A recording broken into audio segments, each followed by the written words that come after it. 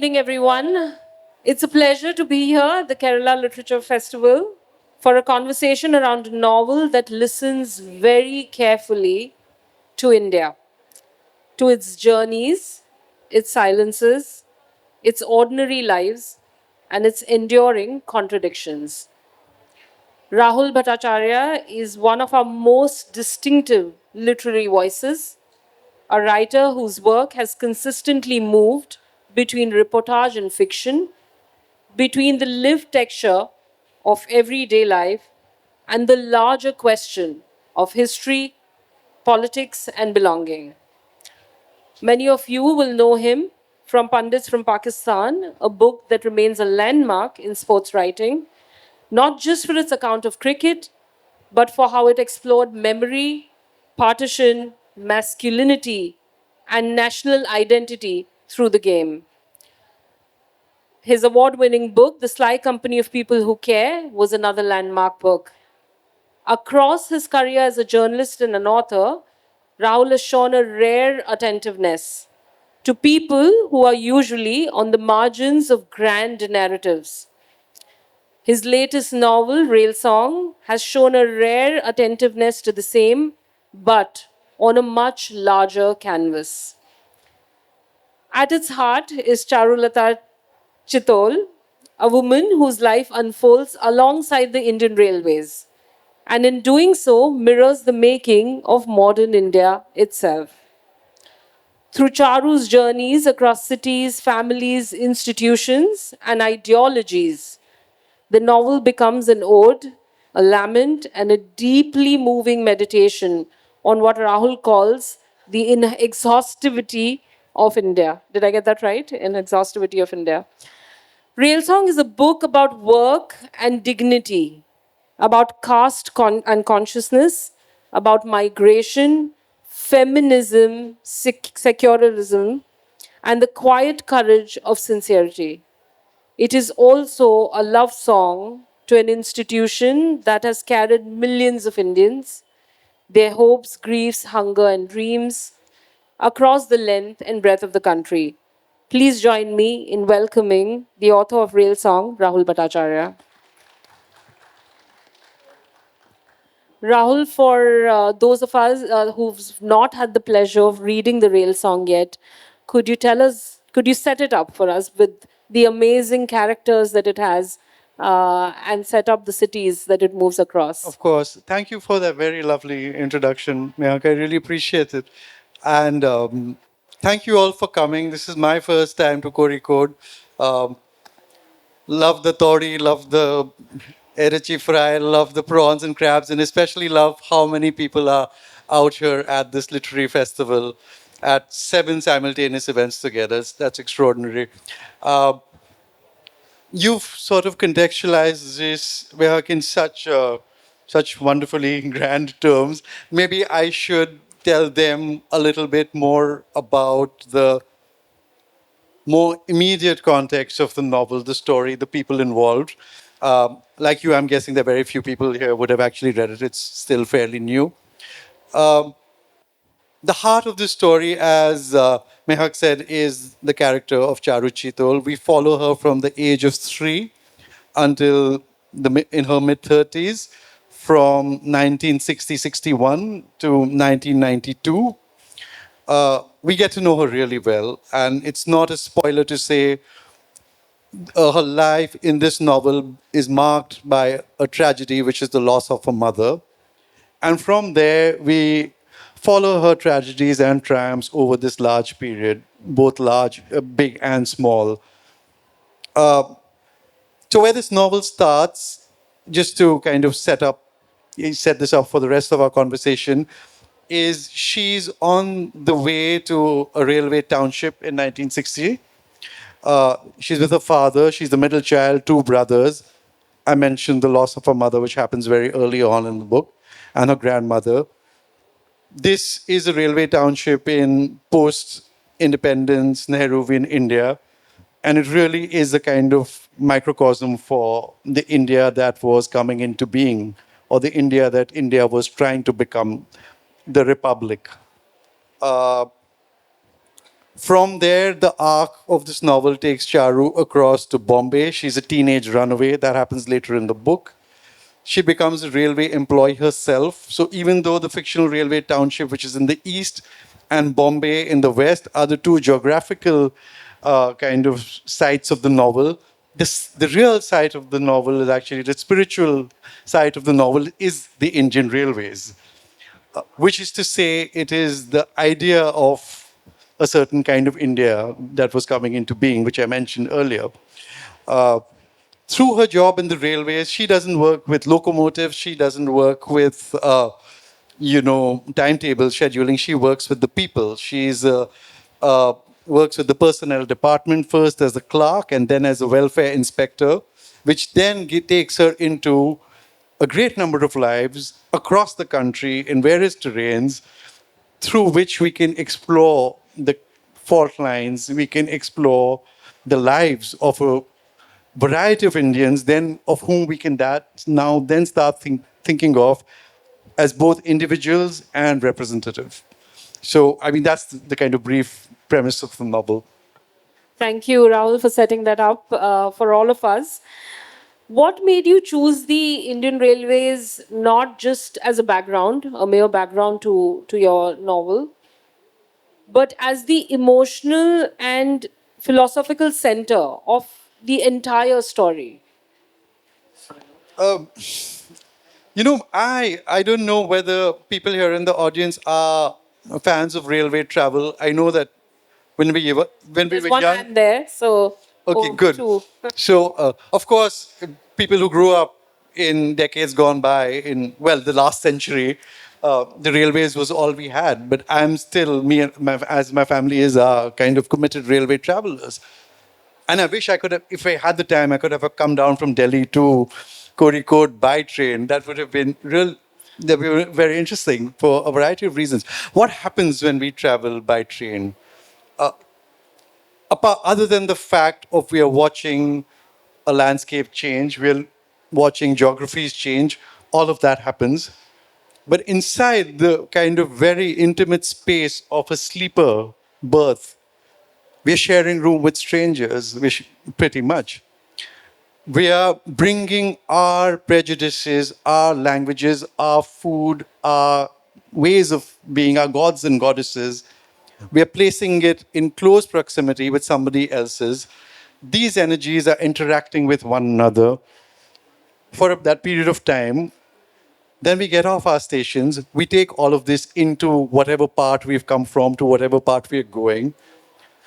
All of this is basically an, Indians becoming one another. It's the negotiations. It is a metaphor. I mean, the railway metaphor, there's so many metaphors for the railways in India. And one of them surely is this. It is a site of interaction. It is a site of creative interaction in some ways, sometimes of frustration. But there's always something going on. And what happened when we became a republic? It was exactly this idea that we'd have this extraordinary range of people. I mean, only in the past week, if I've come from Delhi, went to Jaipur, I've come to Kozhikode, I'll be going to Kolkata and then going to Assam. Extraordinarily different places, languages, cultures, but there's something that brings us together. That thing is a negotiation. That is something that we work out with each other every day as individuals, as communities. It goes to the heart of what this fantastic fraught project that came into being in 1947 is, which is India. So I see the railways as a site of kind of India making itself every day. Beautifully put, Rahul. Thank you for taking us through your thought on how central the railways is to the story and why you chose it. And yet, you were talking right now and you feel so strongly about it and you reminiscent about your, when you were growing up on your railway journeys. Yet you haven't romanticized the railways in the novel.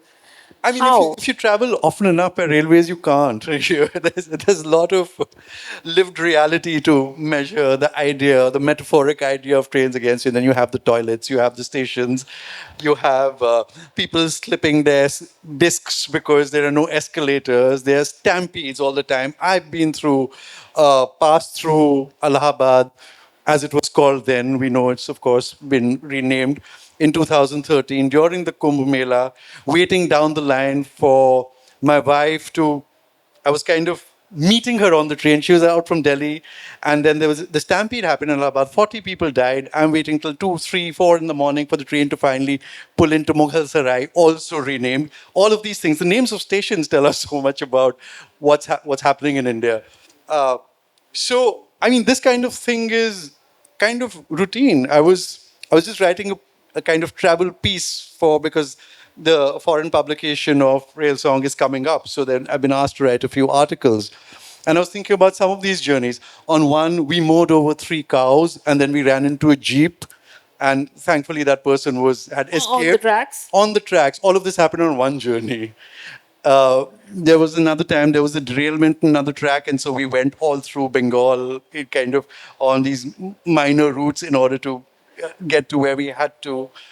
There was a time where I was in a passenger train in Assam, and it crushed an auto rickshaw because Indians are, of course, nothing but daredevils, and they thought they could make it. But a train, I mean, this is a line in the book, a train like an elephant is faster than it looks. And I remember coming out and then seeing these 3 bodies laid out, and across the paddy field, a woman scampering across to see her husband, slapping him to see, just confirm, and then getting so angry with him for his recklessness, his stupidity. All of India presents itself on the railway lines. There's no part of India that will not present itself to you. So romanticizing it is I'm terribly fond of it, but I would never romanticize it at the risk of bringing us the kind of complete reality of railway travel and what it tells us about our country. So romanticizing the railways was not romanticizing it was easy. Bringing out the actual everyday bit of how the railways are seen is what we see in the book. Very early on in your book, Rahul, the reader realizes it's not just a story of a girl. It's not the story of one woman, but of an entire country unfolding alongside her. When you began writing, did you first think of Charu, the character, or were you thinking of India during that time and the idea of the Republic? It's funny. When I started, I had this very abstract idea about how interesting it might be to consider a vast enterprise like the Indian Railways, like the census of India. The census is another motif that runs through the book, and place inside an enterprise that really gestures at the scale and the complexity of the Indian project, which we spoke about briefly at the start of this conversation, and how interesting it might be to place inside that a mere individual, an ordinary individual. How do these two things interact with each other? This could have gone in any direction. At some level, it could have been done as satire. Even it could have been done as well, whatever. Let me not get into that. But the crucial thing is in this idea. What I didn't have, I had the idea, but I didn't have the character. And then I set about discovering the character. I had to write her into being. I had to start, and I kept going with her. So, and that process of discovering the character became the novel. It is very much a novel of character. Everything that we see about Indian history and the historical moments of historical significance are through her involvement in it and what it means to kind of be negotiating with those moments. So yeah, it started with the idea of the grander idea, but it became very much the literary excavation of a growing consciousness of this young woman making her life for herself in India. I think we should quickly move to her, and I'll come back to Yeah, sure. the AK Chital because that's where the conversation is leading us. It's an amazing character that you've written, and you commit fully to Charu's voice. The novel begins and ends with her.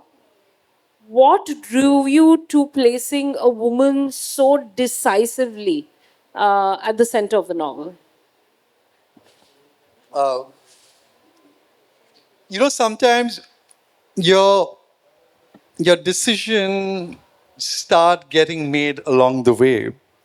So I think if I had started with the idea of that I want to decisively write a female character and place in the thing of novel, that's perhaps overdetermined, and you don't know what the character is going to do. But because I started instinctively with this young girl, and then started following her closely in a way that I really wanted to inhabit her life, all of that kind of cumulative investment in her, the energies, that led up to something. And then when you make a character, they're always going to surprise you.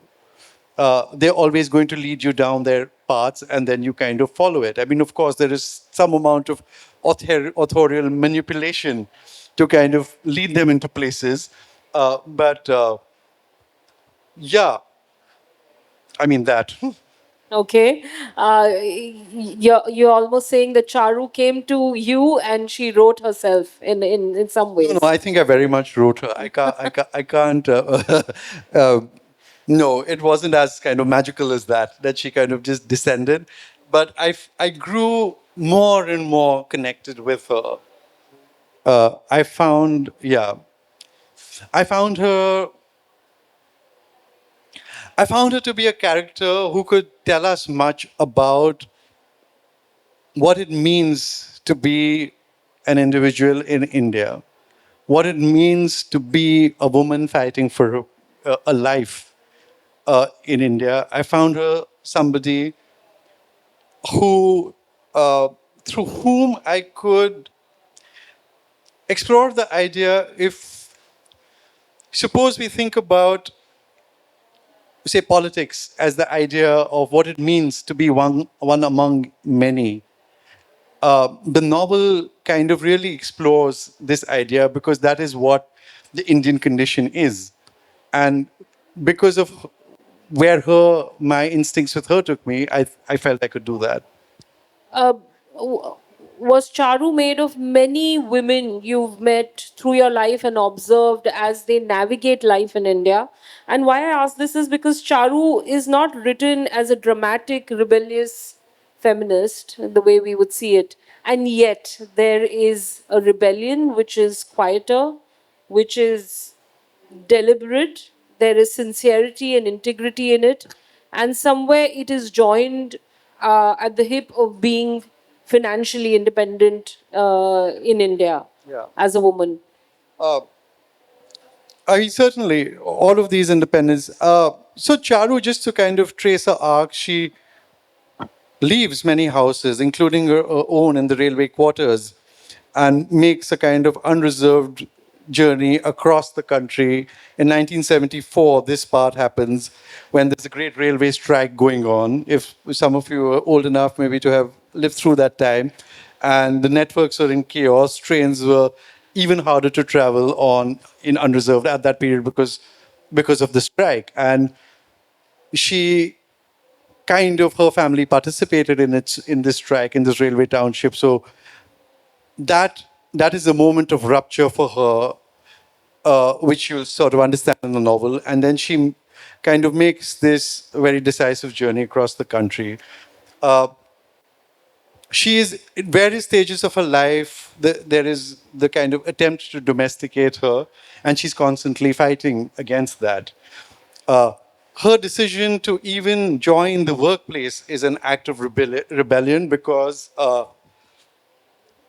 it is an act of rebellion for a woman to step out of the house and earn. So that the first time she does it, it's a secret. In Bombay, she starts working at this shoe store before this is well before she lands herself the railway job, uh, and she hides it.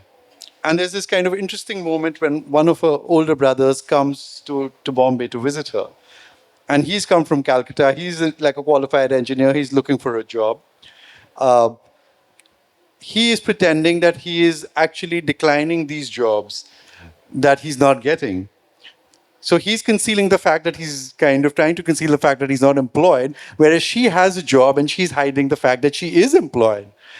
And there's this moment where she wants to pick up the bill. And obviously, in the Indian kind of social scape, he being the male, he being the older, it should be his to pay. But he allows her. She says, "But I'm from here now. I mean, I'm in Bombay. You've come here." And after a moments of hesitation, he allows her. Uh, but he adds, "But like, don't tell the family this." So not only is she kind of working in secrecy, she also has to keep the male honor in this way. So, stepping out of the house, all of these are acts of silent rebellion. The 70s was such an interesting period for women in that time because women joined the workforce in unprecedented numbers. In fact, the number of women in the workforce in the 1970s was higher than, I'm sorry, than it is today. I mean, I remember a really good book called by KLF2026. It's actually called "We Will Smash This Prison," that documents grassroots women's movements in the 1970s. Charu was one of them. So the kind of revolutions that happen, slow revolutions, they're often rooted in ordinary lives, solidarity among ordinary people. They're not necessarily kind of responding to calls from the top. And when you kind of briefly mentioned to this me before the session, I pulled up this quote from Middlemarch, the great novel by George Eliot, a female writer who wrote under a male name, just in order to be sort of thought of as credible. And she has her main character is a woman, Dorothea Brooke, and it ends with this quote, which I thought was pertinent. Uh, But the effect of her being on those around her was incalculably diffusive, for the growing good of the world is partly dependent on unhistoric acts, and that things are not so ill with you and me as they might have been is half owing to the number who lived faithfully a hidden life and rest in unvisited tombs. So it is basically a kind of a salute to the idea of the ordinary life making great change. I was also reminded by this, like one of the early readers of Rail Song sent me a lovely note in which she said, like, it I think the term was it the rickety modernity with which these women kind of made experience and made it through gave people of subsequent generations the kind of the confidence to go forth and also find themselves. Rahul, I'm going to invite you here to read a little bit from, Yeah, I'd be happy to. which gives us a glimpse into Charu a little bit more. I think this one's going to be a. So I haven't read this part in public before. The reason I'm choosing it is actually because it has, well, a lot of Charu's love interests are reduced to mere alphabets. They don't get full names. There are various reasons for that. But there's a P and a J here, and J is very likely a Malayali. So I thought that would be appropriate to kind of read a small section in Kerala, but I have to find it. I'm sorry. Um, okay, this is Bombay. Charu's in her 20s. It's also a short section about young love and caught between two prospects. The chapter is called The Waiting. Sorry, this fan is blowing the pages. Let me hide behind you a little bit, Mehak. No, no, stay there. Okay. Uh, the Waiting. And love may be short, as the poet wrote, forgetting long. But why did he omit the waiting? The waiting is so strong. Paddling in the tranquil waters of friendship, Miss Cheetal waited for the great waves gathering on the foam flecked horizon. Every other day, Jay showed up at her office in the annex. She waited for it. Then, feeling exposed before her colleagues, she preempted his visits by showing up instead at the zonal office in the historical building. That exposure, too, troubled her. I think we should meet near the gate, she told him. People will talk. So what? Let them talk, said Jay. People will always talk when there is friendship between a man and a woman. It is different for the woman, she replied tentatively. She noted that he had emphasized the word friendship. Whenever they met, she felt that Jay knew the real her, the daily her who worked as a personal clerk in the Bombay division of the Central Railway, whom he advised on such matters as how to take advantage of leave entitlements, the her who liked so well the kinds of songs he sang, even if he had never sung for her in private. One day, a day she had waited for, over fresh lime water and patties at her old haunt, new deluxe cafe and restaurant, he laid down the condition that she join him.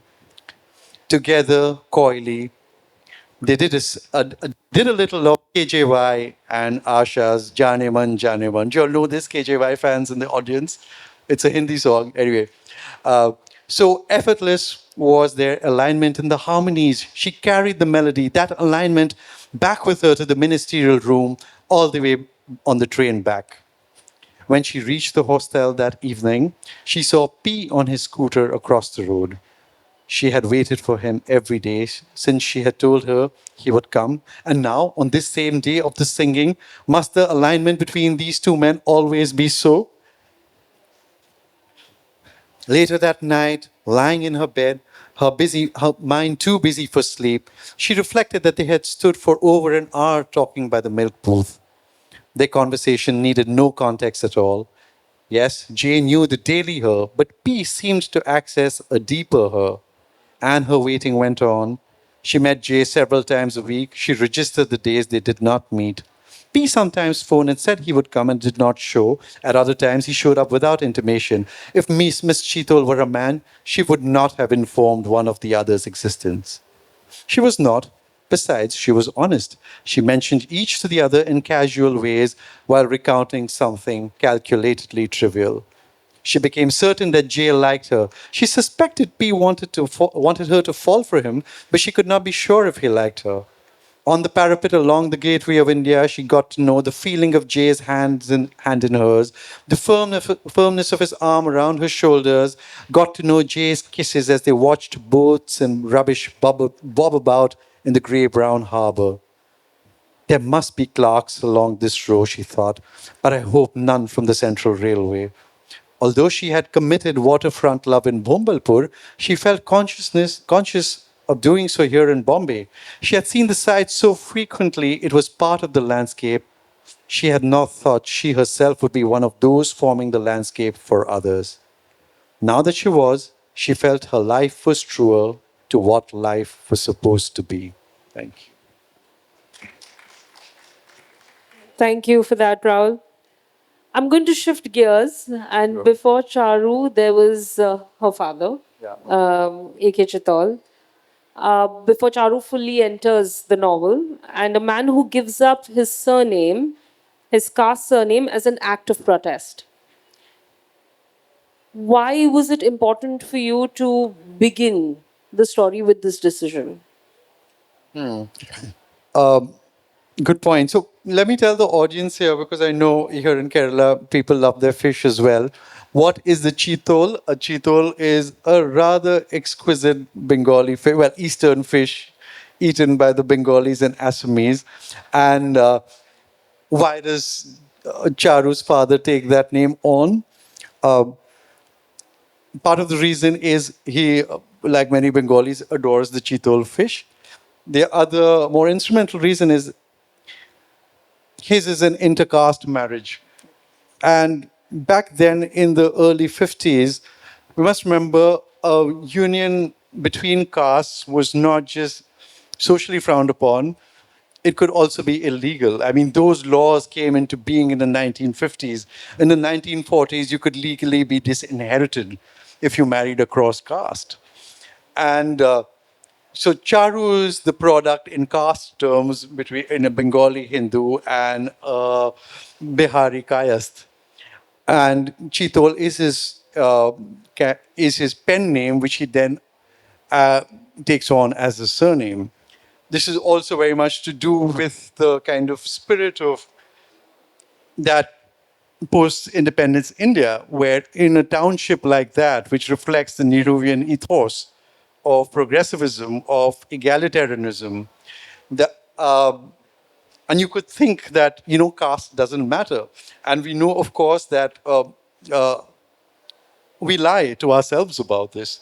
you might relinquish, people would take names like Azad or Bharati or whatever, or curtail their names at Kumar because, we are transcending caste, we don't believe in caste.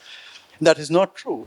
You are you're signaling your absence of belief, but you don't get rid of the privileges, you don't get rid of the prejudices or the deprivations, depending on where on the scale you are. So because this novel comes back to caste in so many different ways, and this catches up her. I mean, Charu's an underdog in many ways, and in terms of class, in the fact that she's loses a mother when she's a child, making herself a life for herself. Just the fact that she's a working woman, all of those odds are stacked against her. But she is herself not cognizant of her caste privilege. The fact that if you are in a general category in India, you're automatically privileged. Uh, when you work in the government institution, as Charu does in the 1980s, when the Mandal movement is picking up steam, when the idea of expanding reservations to what we call the other backward castes is kind of gaining momentum, when we think of the prevention of atrocities against SCs, STs, I think that comes into place in 89, 90. This becomes very much, you can no longer distance yourself from it. You're facing it a very close up. You're forced to reckon with your privileges, your prejudices, whatever those may be. When she becomes a welfare inspector and she delves into the lives of sanitation workers on the railways, who even now, mind you, not back in the 80s, who even now, we have the kind of really strange term in India called manual scavenging, which is a kind of a jargon for handling shit with your own hands. Uh, People, you would do that from railway quarters. They would have no equipment. They would carry these loads of shit on their heads. It would trickle on them. Uh, all of those kind of experiences inform her idea of what caste really means. So to see that right at the start, I think was important. It became, some of it was also instinctive. Because I did that, I could then kind of eh, get into caste in various different ways across the space of the novel. And to the more immediate question about why I did it right at the start was also, it gave us the sense of Nehru in India at that time, which I just spoke about. Okay. And through the book, we see the Chittal children defending or sort of explaining that surname all through their lives. And were you trying to touch on how political ideologies are also inherited and then sort of children live with it and you become an adult without knowing why you think the way you do? Yeah, we do. And we subconsciously inherit them. They may very consciously rebel against them. Uh, we might take off our caste thread, for instance. That's an act of rebellion.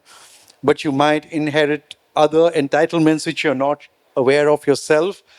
And then people eventually, we see among siblings such a diversity of views, right? In where when it comes to political matters. So in this, there are three siblings, and all of them have like slightly different views about.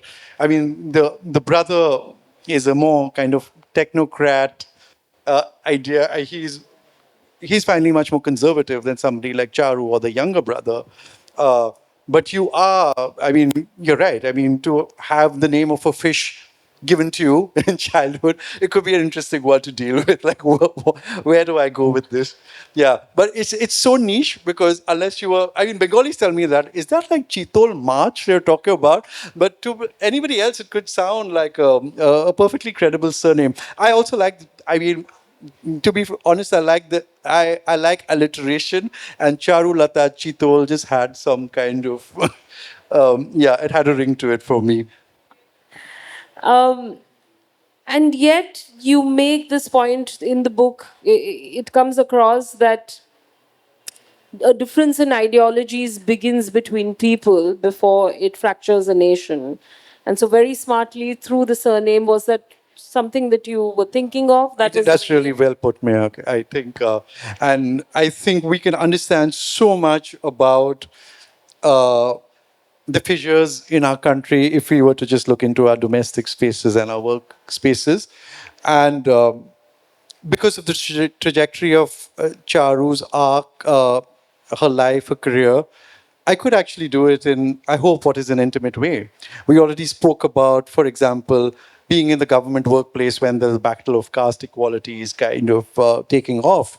Um, well, not taking off, but sort of gaining momentum. I should say the movement goes back, of course, as we know, back to Ambedkar and even earlier. But the domestic space, she now marries into a very conservative family. Uh, the we know now that families can kind of stop talking to one another because of where you stand on Modi or Trump or Yogi Adityanath or the Ayodhya temple. Uh, just think about that febrile environment in the 1980s when that's actually happening, when people are taking, Advani is taking the Rath Yatra across that country.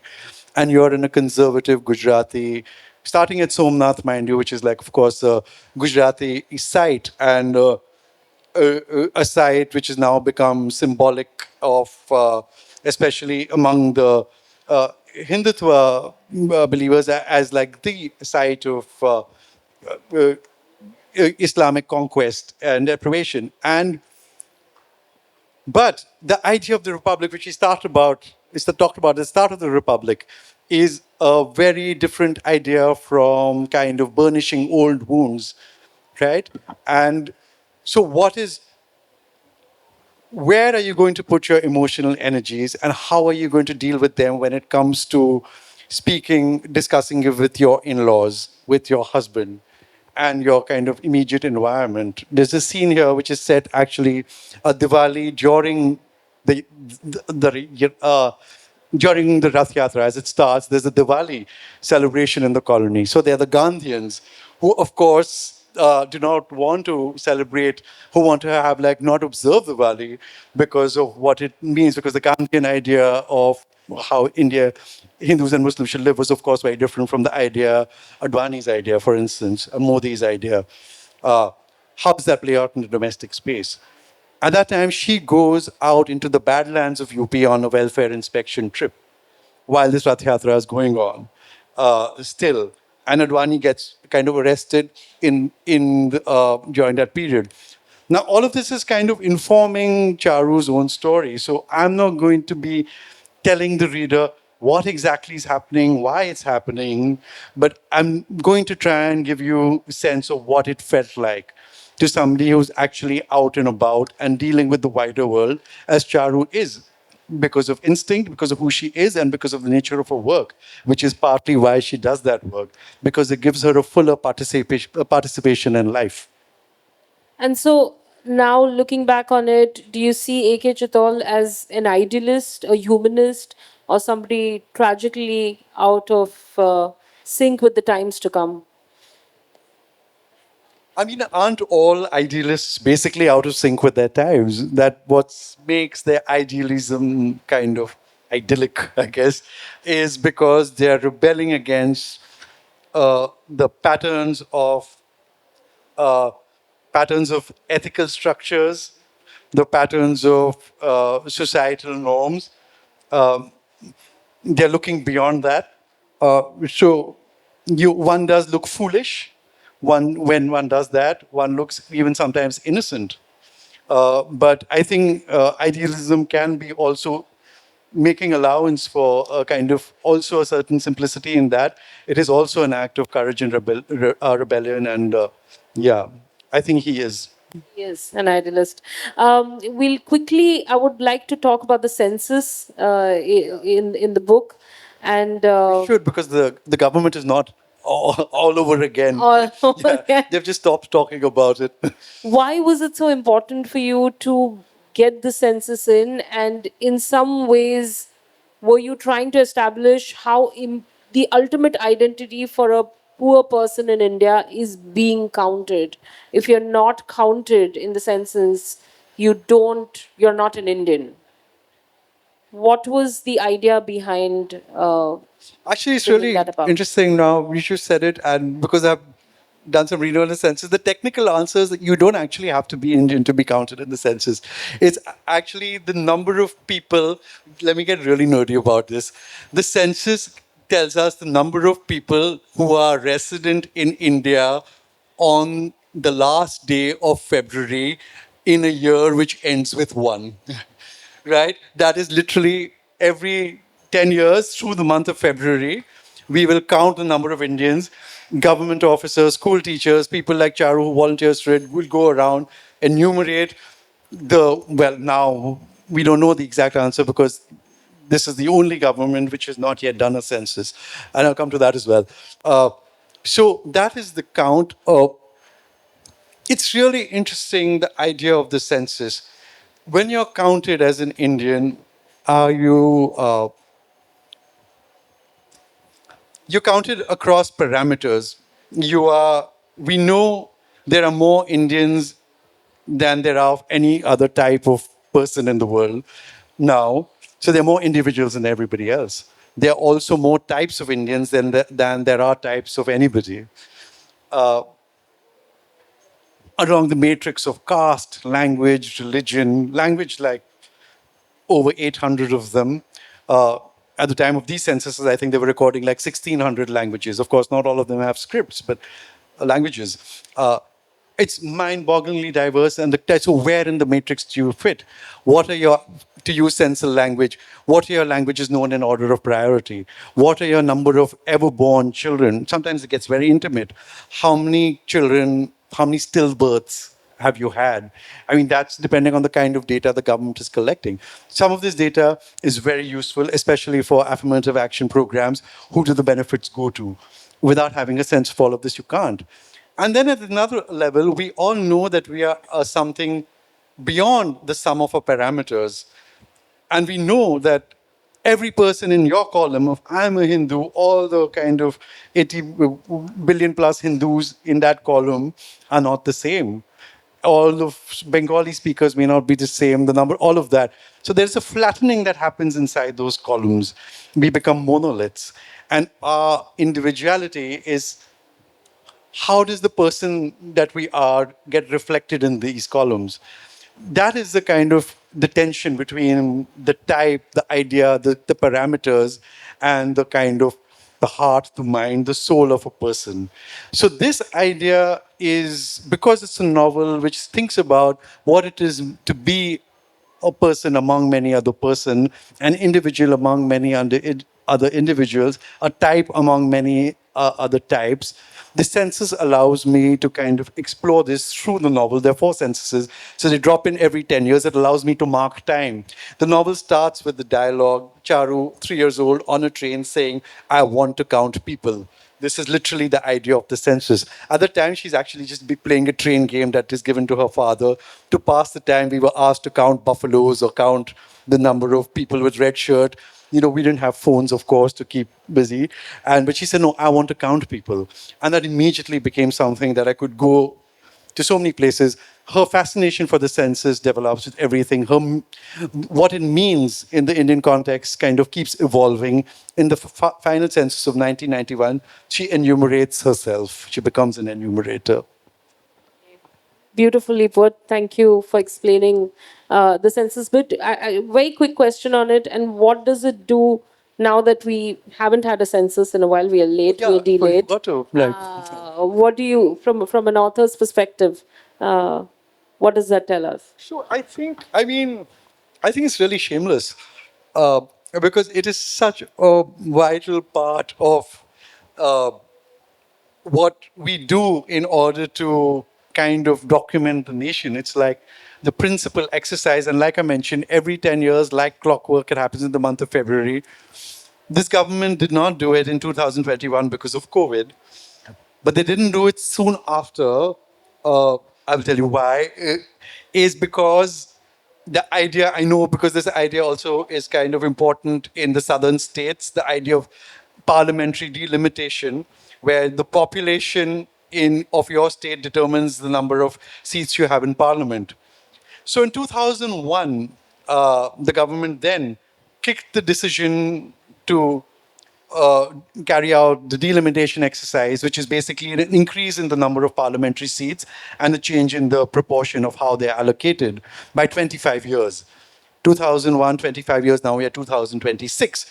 It was then said that After 25 years, we will do the delimitation on the basis of the first census carried out after that, which would have been 2031 had they done the 2021 census, even if a year later. So they said, no, let's just wait till 2026 because then we can do delimitation immediately.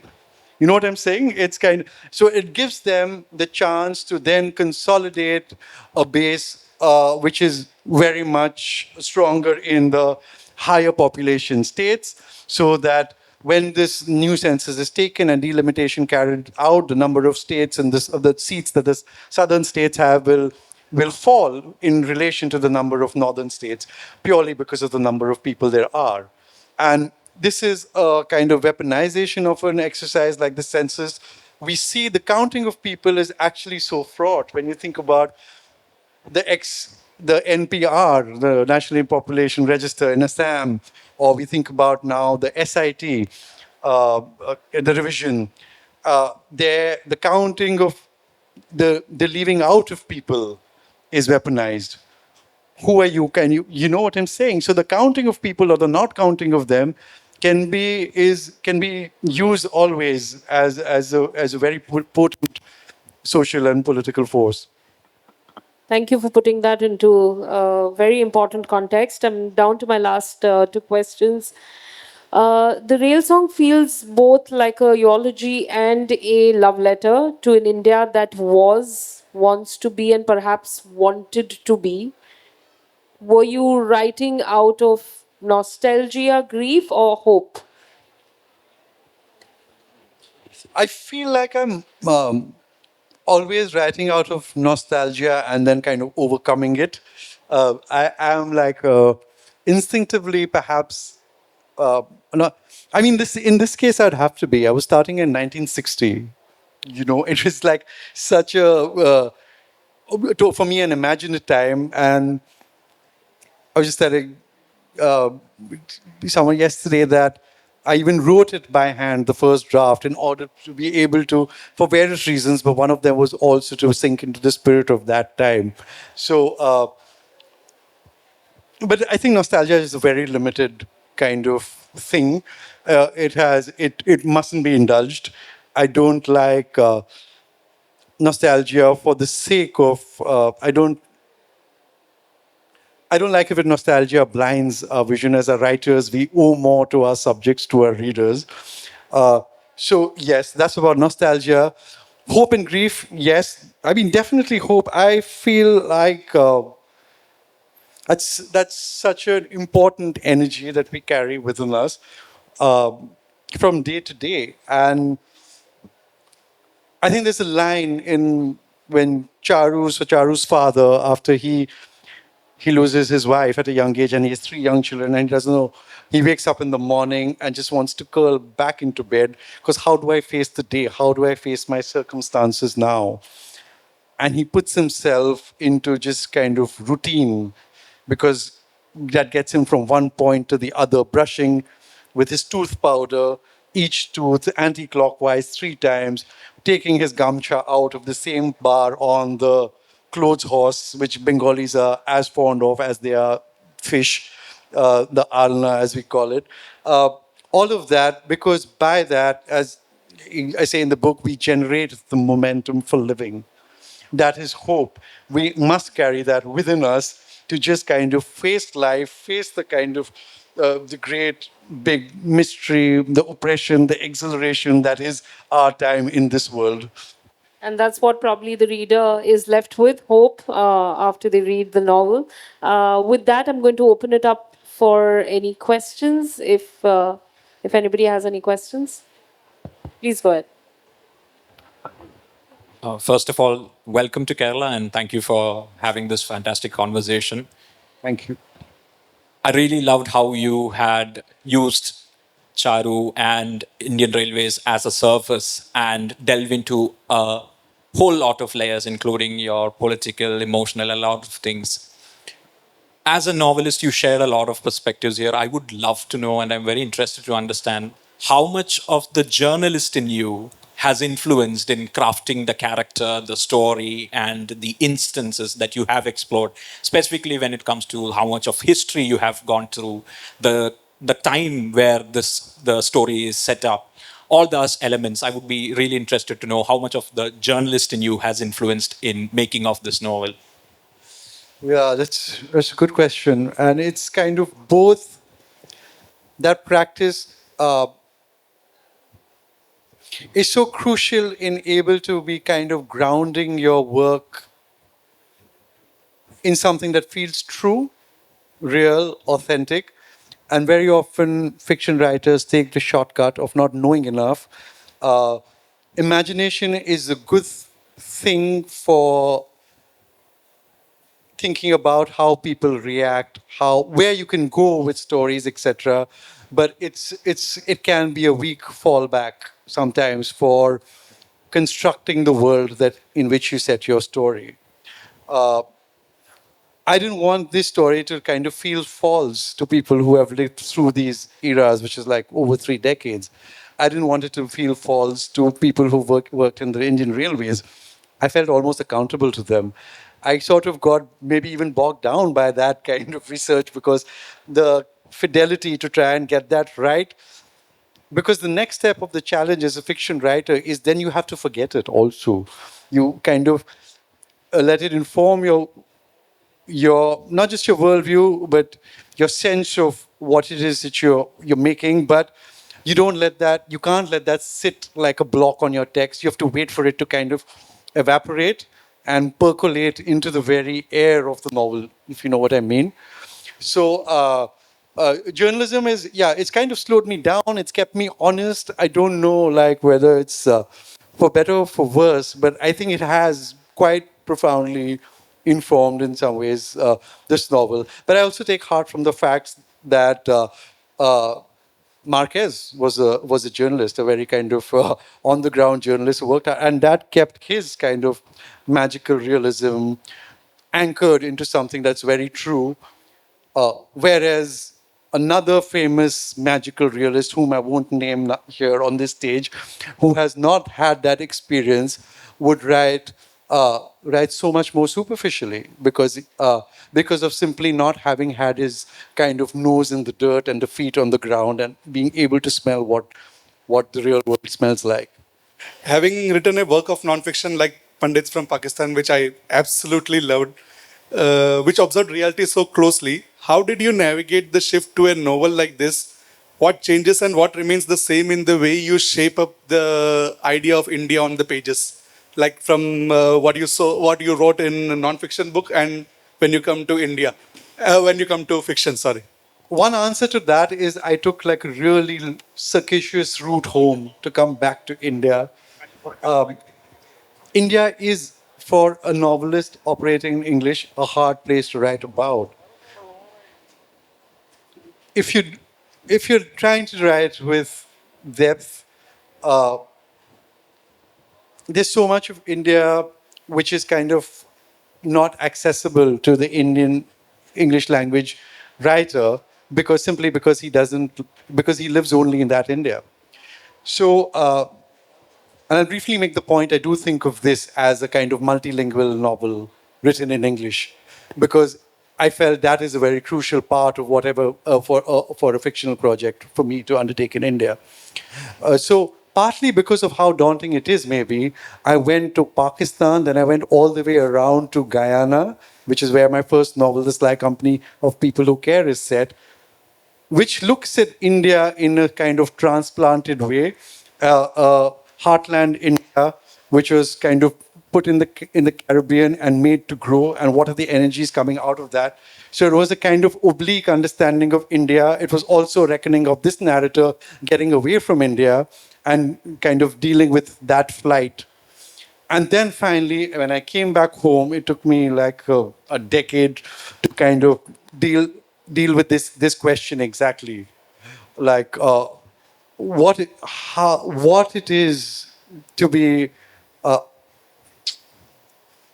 How can I render India on the page that is convincing and authentic and it has meaning?